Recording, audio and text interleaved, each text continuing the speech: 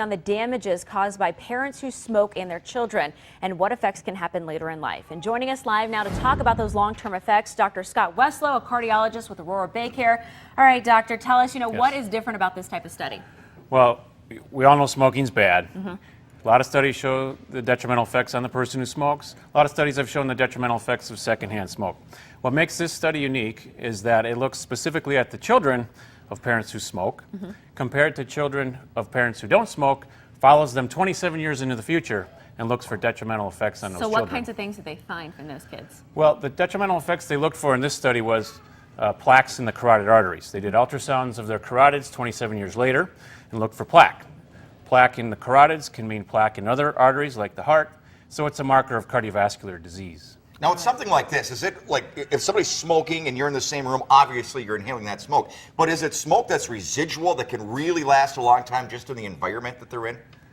Yes, actually this study looked at a term called good smoking hygiene. I'll bet you didn't know that term. No, I didn't. Exists. Yeah. So there's good smoking hygiene, meaning parents who smoked but didn't smoke around their children, like in the same room, as you're suggesting. And what it did show is that if parents used good smoking hygiene, it took away much of that cardiovascular risk. Now, speaking of the risk, let's get to the result of the study. If a child had one parent that smoked, that child had double the chance of having carotid plaque in their arteries 27 years later. So pretty significant. And that's just one parent. Just one parent. All it took is one. If there were two, it was still significant, but all it took was one. And interestingly, if the one parent was the mother, that correlated higher with carotid plaque than if the one parent was the father, probably because the mother spent more time around the children. Wow. Does it matter cigar, pipe, cigarette? Does not. Does not. Any kind of smoke is bad. Okay, so now we have to talk about, we know that this is bad. Obvious is to quit, right? Right. We'd love to say, everybody, okay, quit. You see it's bad for your kids, quit. But it's easier said than done. We're non-smokers, right? Yep. We're non-smokers. Absolutely. Yeah.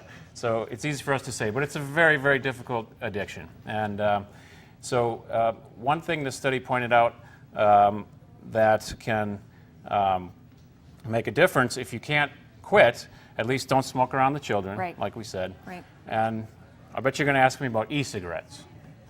Were you? No, I wasn't.